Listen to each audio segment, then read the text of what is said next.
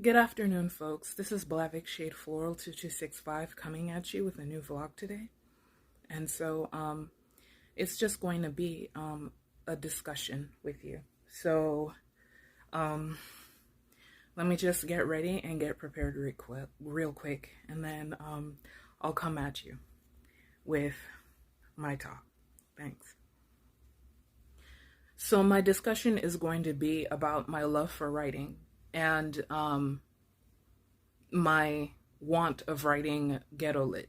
So let me just get started right quick. I remember being as young as 13 and wanting to be a writer when young girls my school age dreamed of wanting to be rap lyric artists, R&B artists, and dance choreographers. I was minorly moved by such things, but my place was with my mother at her side after she and my dad divorced. My brother, the middle youngest, dreamed of engineering. The other, who's the youngest, wanted to work on planes and in a hangar where planes rest. I thought better of it and believed he'd be better off.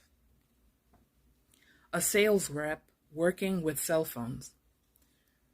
Lamau. Us three love sci-fi. But he has shared with me his interest in art music, which includes hip-hop. His lyrics are strong, but I feel he's a little too dark about them at times. I feel he should lighten up more and rap them positively and saner. Therefore, they'd come off lighter and be easier to listen to and follow. Street lit has been around for a long time, according to Durham Tech, libtimes.com. I told my youngest brother that I aspired being a black author. It would be some years of waiting until I learned what contemporary aficionados called it.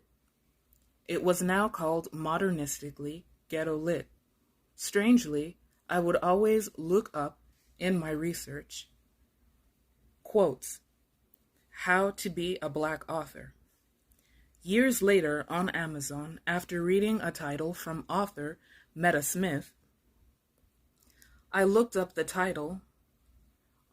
her title on Amazon.com. I enjoyed reading the fan reviews of people who would anonymously post their thoughts on the featured read there. I posted my thoughts on the read there, which were positive. And I also looked up some other featured titles on site that were fan reviewed and commented on. It may have been there that I learned that black authored books were called ghetto lit for short. Now that I recall, I think that was the case. Growing up, I had tried my hand at ghetto lit writing, but time and time again, after purposeful attempts, one after the next, I learned after some more years that first-person omniscience is one of the most complex as well as most complicated styles of writing. It was the preferred writing style of professional adult writers, with publishing experience as well as books and novellas published under their belt. I learned much later and comprehendingly many subgenres.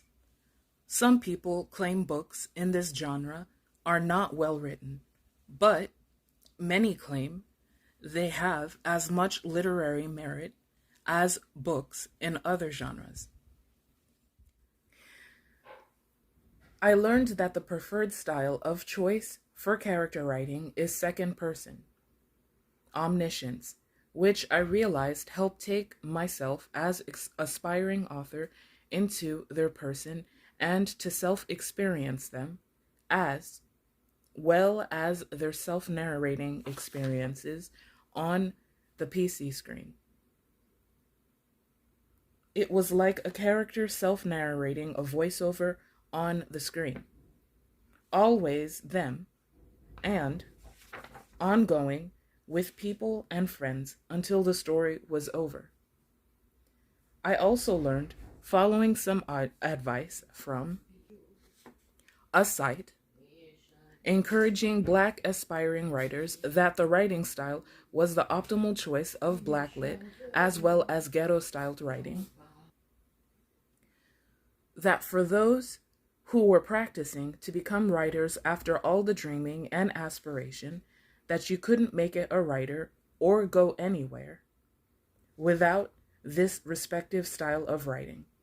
For me, and to me, all Black writing is inspirational.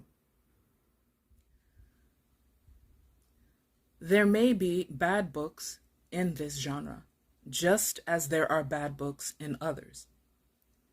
durhamtech.libtimes.com. These books often contain explicit sexual content and graphic violence. Other times they contain dramatic stories and lean towards romance and the characters' self-struggle to change and to live for the better. But those short sorts lean more towards Black lit rather than lit ghetto. Also, at times, I learned that some scenes depicted in Black and ghetto lit are non-fictional experiences that are used to play up the main character and co-characters' involvement and contact with them to boost the lit novel's interest, to beguile the reader, which can be amusing at times. The plot usually takes place in a large city or a neighborhood's living section of a popularized state and focuses on survival, surviving betrayal and friends, and some vengeful situations of social confrontation. Some of the genres of Black ghetto lit include romance or erotica, mystery, and gritty city themes, as well as domestic situations which may or may not turn out violent. But in my situation, some have come off violent, confrontations at least.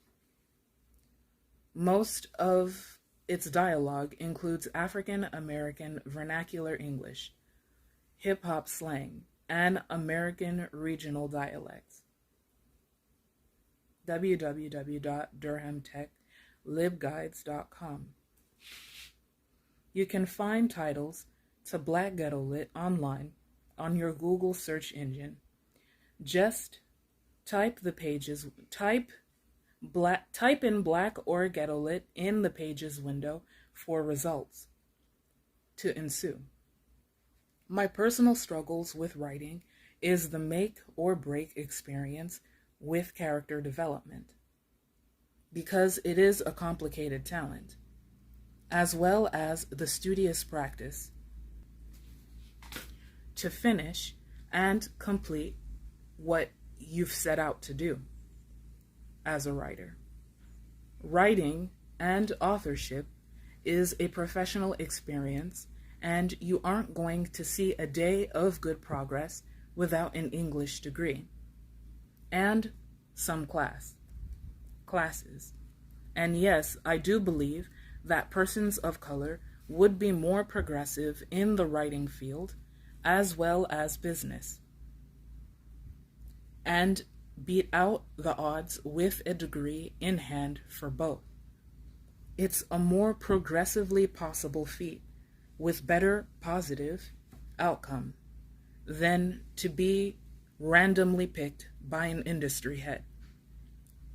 It will encourage you to self-promote your work and build yourself a portfolio with a body of work progress. You may profess that you have what it takes to be an indie urban lit writer, But a degree will help you hone the skills it will take for you to develop yourself into being one. AmericanLearningCenter.com.